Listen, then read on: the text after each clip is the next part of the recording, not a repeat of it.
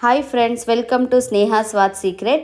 ನಾನಿವತ್ತು ಶಿವರಾತ್ರಿ ಸ್ಪೆಷಲ್ ಹುರಿದಕ್ಕಿ ತಂಬಿಟ್ಟು ಮಾಡೋದು ಹೇಗೆ ಅಂತ ಹೇಳ್ಕೊಡ್ತೀನಿ. ಈ ಶಿವರಾತ್ರಿಗೆ ಒಬ್ಬೊಬ್ಬರು ಮನೇಲಿ ಒಂದೊಂದು ಥರ ರೀತಿ ತಂಬಿಟ್ಟನ್ನ ಮಾಡ್ತಾರೆ. ಹುರುಗಡ್ಲೆ ತಂಬಿಟ್ಟು, ಅಕ್ಕಿ ತಂಬಿಟ್ಟು, ಕೊಬ್ಬರಿ ತಂಬಿಟ್ಟು, ವೆರೈಟಿ ತಂಬಿಟ್ಟು ಮಾಡ್ತಾರೆ. ಬಟ್ ಆದರೆ ಇವತ್ತು ನಾನು ನಮ್ಮ ಮನೇಲಿ ಮಾಡೋ ಅಂಥ ಹುರಿದಕ್ಕಿ ತಂಬಿಟ್ಟು ಹೇಗೆ ಮಾಡೋದು ಅಂತ ನಾನು ನಿಮ್ಗೆ ತೋರಿಸ್ಕೊಡ್ತೀನಿ. ಯಾರಿಗೆ ತಂಬಿಟ್ಟು ಮಾಡೋಕ್ಕೆ ಕಷ್ಟ ಅನಿಸುತ್ತೆ, ನಾನು ಈಸಿ ಮೆಥಡಲ್ಲಿ ನಾನು ಹೇಳ್ಕೊಡ್ತೀನಿ. ನಾನು ತೋರಿಸೋ ಮೆಜರ್ಮೆಂಟಲ್ಲೇ ನೀವು ತಂಬಿಟ್ಟನ್ನ ಮಾಡ್ಕೊಳ್ಳಿ ಫ್ರೆಂಡ್ಸ್. ಇವಾಗ ಸ್ಟಾರ್ಟ್ ಮಾಡೋಣ. ಮೊದಲಿಗೆ ಅಕ್ಕಿ ತೊಗೊಂಡಿದ್ದೀನಿ. ಇಲ್ಲಿ ನೋಡಿ, ಒಂದು ಬಟ್ಲು ಫುಲ್ ಇದೆ, ಮೀನ್ಸ್ 2 ಗ್ಲಾಸ್ ಅಕ್ಕಿ. ಅಂದರೆ ನಿಮಗೆ ಕೆ ಜಿ ಲೆಕ್ಕದಲ್ಲಿ ಹೇಳ್ಬೇಕಂದ್ರೆ ಅರ್ಧ ಕೆ ಜಿ ಅಕ್ಕಿ ಇದೆ ಇಲ್ಲಿ. ನಾನಿಲ್ಲಿ ಮನೇಲಿ ನಾನು ಯೂಸ್ ಮಾಡೋ ಅಂಥ ಅಕ್ಕಿನೇ ತೊಗೊಂಡಿದ್ದೀನಿ. ನೀವು ಯಾವ ಅಕ್ಕಿನಾದರೂ ನೀವು ಯೂಸ್ ಮಾಡ್ಬೋದು. ಹಾಗೆಯೇ ನೋಡಿ, ಒಂದು 2ರಿಂದ 3 ಸ್ಪೂನಷ್ಟು ಹುರ್ಗಡ್ಲೆ ತೊಗೊಂಡಿದ್ದೀನಿ. ಒಂದು 1/4 ಕೆ ಜಿಯಷ್ಟು ಬೆಲ್ಲ, ಒಂದು 2 ಸ್ಪೂನಷ್ಟು ಕಪ್ಪೆಳ್ಳು, ಹಾಗೆಯೇ ಏಲಕ್ಕಿ ಪೌಡರ್, ಕೊಬ್ಬರಿ ಕಟ್ ಮಾಡಿ ಇಟ್ಕೊಂಡಿದ್ದೀನಿ. ಇದನ್ನು ಅಷ್ಟೇ 2ರಿಂದ 3 ಸ್ಪೂನ್ ಕೊಬ್ಬರಿ ಇದೆ, 2ರಿಂದ 3 ಸ್ಪೂನು ಕಡಲೆಕಾಯಿ ಬೀಜ ಇದೆ. ನಾನು ಇವಾಗ ತೋರಿಸ್ತಾ ಇರೋದು ಅರ್ಧ ಕೆ ಜಿ ಅಕ್ಕಿಗೆ ನಾನು ತಂಬಿಟ್ಟು ಮಾಡೋದು ತೋರಿಸ್ತಾ ಇದ್ದೀನಿ. ಇದೇ ಮೆಜರ್ಮೆಂಟಲ್ಲಿ ನೀವು ಮಾಡಿಕೊಂಡ್ರೆ ಪರ್ಫೆಕ್ಟಾಗಿ ಬರುತ್ತೆ. ಇವಾಗ ನಾನು ಈ ಅಕ್ಕಿನ ಚೆನ್ನಾಗಿ ಕೆಂಪಗಾಗೋ ಥರ ಹುರ್ಕೋಬೇಕು. ಇವಾಗ ಹುರ್ಕೊಳ್ಳೋಣ. ಇವಾಗ ನೋಡಿ, ನಾನು ಸ್ಟವ್ ಹಚ್ಕೊಂಡು ಒಂದು ಬಾಣಲಿ ಇಟ್ಕೊಂಡು ಅಕ್ಕಿ ಹಾಕ್ಕೊಂಡಿದ್ದೀನಿ. ಹೈ ಫ್ಲೇಮಲ್ಲಿ ಇಟ್ಕೋಬೇಡಿ, ತುಂಬ ಲೋ ಫ್ಲೇಮು ಬೇಡ, ಮೀಡಿಯಮ್ ಫ್ಲೇಮಲ್ಲೇನೆ ಅಕ್ಕಿ ಫುಲ್ ಕೆಂಪಗಾಗಬೇಕು. ಆ ಥರ ಹುರ್ಕೊಳ್ಳಿ. ಚೆನ್ನಾಗಿ ನೀವು ಕೆಂಪಗಾಗಂಗೆ ಹುರ್ಕೊಂಡ್ರೆ ತಂಬಿಟ್ಟು ಟೇಸ್ಟಾಗಿ ಬರುತ್ತೆ. ಇವಾಗ ನೋಡಿ, ನಿಮಗೆ ಕಾಣಿಸ್ತಾ ಇದೆಯಾ ಅಕ್ಕಿ ಇಷ್ಟು ಕಲರ್ ಚೇಂಜ್ ಆದರೆ ಸಾಕು. ಇವಾಗ ಇದಾಗಿದೆ. ಇವಾಗ ಇದು ಕಂಪ್ಲೀಟಾಗಿ ಆರಬೇಕು. ಅದಕ್ಕೇ ನಾನು ಇವಾಗ ಇದನ್ನು ಒಂದು ಪ್ಲೇಟ್ಗೆ ಹಾಕೋತಾ ಇದ್ದೀನಿ. ನೋಡಿ, ನಾನು ಇವಾಗ ಇದನ್ನು ಒಂದು ಪ್ಲೇಟ್ಗೆ ಹಾಕ್ಕೊಂಡಿದ್ದೀನಿ. ಇದು ಕಂಪ್ಲೀಟಾಗಿ ಆರಬೇಕು. ಆರಿದ್ಮೇಲೆ ನಾವು ಇದನ್ನು ರುಬ್ಬಕ್ಕಾಗೋದು. ಹೀಗೆ ರುಬ್ಬಿದ್ರೆ ಮಿಕ್ಸಿಲಿ ಪೌಡ್ರು ಮಾಡೋಕ್ಕಾಗಲ್ಲ. ಅದಕ್ಕೇ ಇದನ್ನು ಕಂಪ್ಲೀಟಾಗಿ ಆರಾಗಿ ಬಿಡ್ತೀನಿ. ಇದು ಆರೋವರೆಗೆ ನಾನಿಲ್ಲಿ ಕಡಲೆಕಾಯಿ ಬೀಜ ಇದನ್ನು ಅಷ್ಟೇ ಹುರ್ಕೊಬಿಡೋಣ. ನೋಡಿ, ಇವಾಗ ಕಡಲೆಕಾಯಿ ಬೀಜನೂ ಹುರಿದಾಗಿದೆ. ಇವಾಗ ಇದನ್ನು ನಾನು ಒಂದು ಪ್ಲೇಟ್ಗೆ ಹಾಕೊಬಿಡ್ತೀನಿ. ಇದು ಕಂಪ್ಲೀಟಾಗಿ ಆರಬೇಕು. ಆರಿದ್ಮೇಲೆ ನಾವು ಇದ್ರದ್ದು ಸಿಪ್ಪೆ ಎಲ್ಲ ಕ್ಲೀನಾಗಿ ತೆಗ್ದು ಬೇಳೆ ಮಾಡ್ಕೊಳ್ಳೋಣ. ನೋಡಿ, ನಾನು ಇದೇ ಬಾಣಲಿಗೆ ಒಂದು ಸ್ವಲ್ಪ ಎಳ್ಳು ಹಾಕ್ಕೊಂಡಿದ್ದೀನಿ. ಎಳ್ಳು ಹಾಕ್ಕೊಂಡು ನೋಡಿ, ಒಂದು 2 ನಿಮಿಷ ಹುರ್ಕೋತಿದ್ದೀನಿ. ಇದು ಉರಿದೇನೆ ಮಾಡ್ತಾರೆ ತಂಬಿಟ್ಟು. ಎಳ್ಳನ್ನ ಆಪ್ಷನಲ್ಲಿ ಇದು ನಿಮಗೆ ಬೇಕಂತ ಅಂದರೆ ಫ್ಲೇವರ್ ಚೆನ್ನಾಗಿರಲಿ ಅಂತಂದರೆ ಹುರ್ಕೊಳ್ಳಿ. ನಾವು ಹುರ್ಕೊಳ್ಳೋಕೆ ಇಷ್ಟ ಇಲ್ಲ, ನಮಗೆ ಹಸಿ ಎಳ್ಳೆ ಹಾಕೋತೀವಿ ಅಂತಂದರೆ ನೀವು ಹಸಿ ಎಳ್ಳೆ ಹಾಕೋಬೋದು. ನಾನು ಇಲ್ಲಿ ಸುಮ್ಮನೆ ಬೆಚ್ಚಗೆ ಮಾಡ್ಕೊಂಡಿದ್ದೀನಿ. ನೋಡಿ, ಇವಾಗ ಇದು ಕಂಪ್ಲೀಟಾಗಿ ಆರಿದೆ. ನಾನು ಇವಾಗ ಇದನ್ನು ಪೌಡ್ರ್ ಮಾಡ್ಕೊಂಡು ಬರ್ತೀನಿ. ನೋಡಿ, ನಾನು ಪೌಡ್ರ್ ಮಾಡ್ಕೊಂಡು ಬಂದಿದ್ದೀನಿ. ತುಂಬ ನೈಸಾಗಿ ಪೌಡ್ರ್ ಮಾಡ್ಕೋಬೇಡಿ, ತುಂಬ ತರಕಾರಿನೂ ಬೇಡ. ನೋಡಿ, ನಿಮಗೆ ಗೊತ್ತಾಗುತ್ತೆ. ಇವಾಗ ನಾನು ಸ್ವಲ್ಪನೇ ಕ್ವಾಂಟಿಟಿ ತೊಗೊಂಡಿರೋದ್ರಿಂದ ನಾನು ಮನೇಲೇ ಮಿಕ್ಸಿಲಿ ಪೌಡ್ರ್ ಮಾಡ್ತಾ ಇದ್ದೀನಿ. ಚಿರೋಟಿ ರವೆಗಿಂತ ಒಂದು ಸ್ವಲ್ಪ ಸಣ್ಣ ಆದರೆ ಸಾಕು, ತುಂಬ ನೈಸಿಗೆ ಮಾಡ್ಕೋಬೇಡಿ. ಇವಾಗ ಇದನ್ನು ನಾನು ಒಂದು ಮಿಕ್ಸಿಂಗ್ ಬೌಲ್ಗೆ ಹಾಕೋತಾ ಇದ್ದೀನಿ. ನೋಡಿ, ಇವಾಗ ನಾನು ರುಬ್ಕೊಂಡು ಒಂದು ಮಿಕ್ಸಿಂಗ್ ಬೌಲ್ಗೆ ಹಾಕ್ಕೊಂಡಿದ್ದೀನಿ. ಇದನ್ನು ಸೈಡ್ಗೆ ಇಡ್ತಾ ಇದ್ದೀನಿ. ಇವಾಗ ಮತ್ತೆ ಒಂದು ಚಿಕ್ಕ ಪಾತ್ರೆ ತೊಗೊಂಡು, ನಾನು ಇಲ್ಲಿ ತೊಗೊಂಡಿದ್ದೆ ಅಲ್ವಾ ಬೆಲ್ಲ, ಆ ಬೆಲ್ಲ ಹಾಕೋತಾ ಇದ್ದೀನಿ. ಈ ಬೆಲ್ಲಗೆ ನೋಡಿ, 1 ಬೌಲ್ ಬೆಲ್ಲಗೆ 1.5 ಅಷ್ಟೇ ನಾನು ನೀರು ಹಾಕೋತಾ ಇದ್ದೀನಿ. ಇವಾಗ ಇದನ್ನು ಕುದಿಸ್ಕೊಂಡು ಬರೋಣ.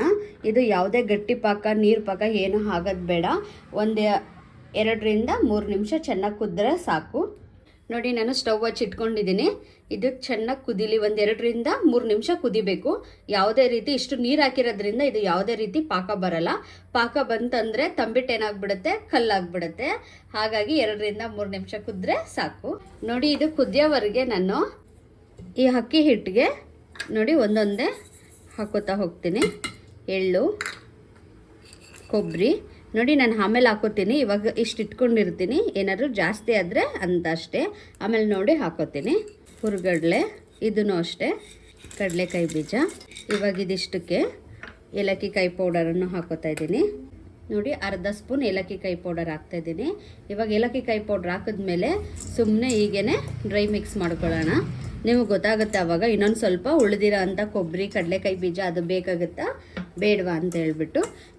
ನೋಡಿ, ನಾನು ಮಿಕ್ಸ್ ಮಾಡಿದ್ದೀನಲ್ವ, ಇವಾಗ ನನಗಿದು ಹಾಕ್ಬಿಡೋಣ ಅಂತ ಅನಿಸ್ತಾಯಿದೆ. ಸ್ವಲ್ಪ ಕಡಿಮೆ ಅಂತ ಅನಿಸ್ತಾ ಇದೆ, ಹಾಗಾಗಿ ನಾನು ಹಾಕ್ತಾಯಿದ್ದೀನಿ ಎಲ್ಲವನ್ನು.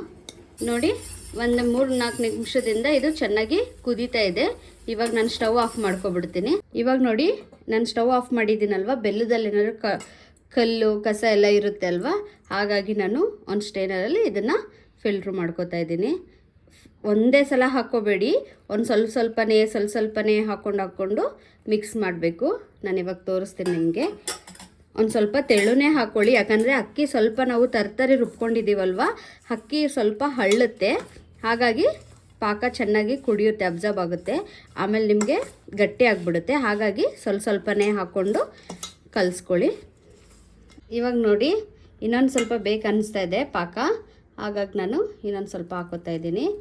ನಾನು ತೋರಿಸೋ ಮೆಜರ್ಮೆಂಟ್ಗೆ ಇದು ಕರೆಕ್ಟಾಗಿರುತ್ತೆ. ನೀವೇನಾದರೂ ಹಳೆ ಅಕ್ಕಿ ಯೂಸ್ ಮಾಡ್ತಾ ಅದೇನಾದರೂ ಅಕ್ಕಿ ಚೆನ್ನಾಗಿ ನೀರು ಹಿಡಿಯುತ್ತೆ ಅನ್ನೋದಾದರೆ ನೀವು ನಾನು ತೋರಿಸಿದ್ನಲ್ವ ಬೆಲ್ಲ, ಇನ್ನೊಂದು 2-3 ಸ್ಪೂನಷ್ಟು ಬೆಲ್ಲ ಜಾಸ್ತಿ ಹಾಕ್ಕೊಂಡು ಇನ್ನೊಂದು ಅರ್ಧ ಕಪ್ ನೀರು ಜಾಸ್ತಿ ಹಾಕ್ಕೊಳ್ಳಿ, ಆವಾಗ ಸರಿ ಹೋಗುತ್ತೆ. ಏನಾದರೂ ಹೊಸ ಅಕ್ಕಿ ಆದರೆ ನೀರಷ್ಟು ಹಿಡ್ಸಲ್ಲ, ನಿಮಗೆ ಗೊತ್ತಾಗುತ್ತೆ ಹೊಸ ಅಕ್ಕಿಗೂ ಹಳೆ ಅಕ್ಕಿಗೂ ಡಿಫ್ರೆನ್ಸು. ನೋಡಿ ಇನ್ನೂ ಒಂದು ಸ್ವಲ್ಪ ಅನಿಸ್ತಾ ಇದೆ ನನಗೆ ಪಾಕ, ಇನ್ನೊಂದು ಸ್ವಲ್ಪನೂ ನಾನು ಹಾಕ್ಕೋತೀನಿ. ಇವಾಗ ನಾನು ತೋರಿಸಿರೋ ಮೆಜರ್ಮೆಂಟ್ಗೆ ಇದು ಕರೆಕ್ಟಾಗಿ ಆಗುತ್ತೆ. ನೋಡಿ ಇಷ್ಟೇ ಉಳಿದಿರೋದು. ಪಾಕ ಎಲ್ಲ ಚೆನ್ನಾಗಿ ಹೊಂದ್ಕೋಬೇಕು ಅಕ್ಕಿ ಹಿಟ್ಟಿಗೆ, ಆ ಥರ ಒಂದು ಕಡೆಯಿಂದ ಚೆನ್ನಾಗಿ ಮಿಕ್ಸ್ ಮಾಡಿ. ಸ್ವಲ್ಪ ಇದು ಬಿಸಿ ಪಾಕ ಹಾಕಿರೋದ್ರಿಂದ ಸ್ವಲ್ಪ ಬಿಸಿ ಇರುತ್ತೆ. ಇದಕ್ಕೆ ಯಾವುದೇ ರೀತಿ ಎಣ್ಣೆ ತುಪ್ಪ ಏನು ಯೂಸ್ ಮಾಡಬೇಡಿ. ನೋಡಿ ಇವಾಗ ಮಿಕ್ಸ್ ಮಾಡಾದಮೇಲೆ ಒಂದು ಸ್ವಲ್ಪನೇ ತೊಗೊಂಡು ನಿಮಗೆ ಎಷ್ಟು ದಪ್ಪ ಬೇಕು ಉಂಡೆ ಅಷ್ಟು ದಪ್ಪ ನೀವು ಉಂಡೆಗಳನ್ನ ಕಟ್ಕೋಬೇಕು. ನೋಡಿ ಇವಾಗ ಕಾಣಿಸ್ತಾ ಇದೆಯಲ್ವ, ನಾನು ಈ ಥರ ಮಾಡ್ಕೊಂಡಿದ್ದೀನಿ. ಒಂದು ಸ್ವಲ್ಪನೂ ಕೈಗಂಟಲ್ಲ, ಯಾವುದೇ ರೀತಿ ಎಣ್ಣೆ ತುಪ್ಪ ಏನು ಬೇಡ. ನೀವು ಉಂಡೆ ಮಾಡುವಾಗ ಡಿಪ್ ಮಾಡ್ಕೊಳ್ಳೋದು ಕೈಗೆ ಏನು ಮಾಡಬೇಡಿ, ಜಸ್ಟ್ ಹೀಗೆ ಮಾಡಿ. ನಿಮಗೆ ನೋಡೋಕೆ ನೋಡಿ ಇದು ಸಾಫ್ಟ್ ಅಂತ ಅನಿಸ್ಬೋದು. ಇವಾಗ ಒಂದು ಸ್ವಲ್ಪ ಇದು ಹಾರಿದ್ರೆ ಇದು ಗಟ್ಟಿ ಆಗುತ್ತೆ. ಅಕ್ಕಿ ಎಲ್ಲ ಇನ್ನೂ ಪಾಕನೆಲ್ಲ ಚೆನ್ನಾಗಿ ಅಬ್ಸರ್ವ್ ಮಾಡಿದ್ರೆ ಇದು ಗಟ್ಟಿ ಆಗುತ್ತೆ ಇನ್ನೂ. ನೋಡಿ ನಾನು ಹೀಗೆ ಉಂಡೆ ಮಾಡಿ ಇಟ್ಕೋತಾ ಇದ್ದೀನಿ ಪ್ಲೇಟಲ್ಲಿ. ನೋಡಿ ಹಾಗೇನೆ ಇನ್ನೂ ಒಂದು ಉಂಡೆ ಮಾಡಿದ್ದೀನಿ. ನೋಡಿ ಎಷ್ಟು ಪರ್ಫೆಕ್ಟಾಗಿ ಕರೆಕ್ಟಾಗಿ ಬಂದಿದೆ. ಇದೇ ರೀತಿ ನಾನು ಎಲ್ಲ ಉಂಡೆಗಳನ್ನು ಮಾಡ್ಕೋತೀನಿ.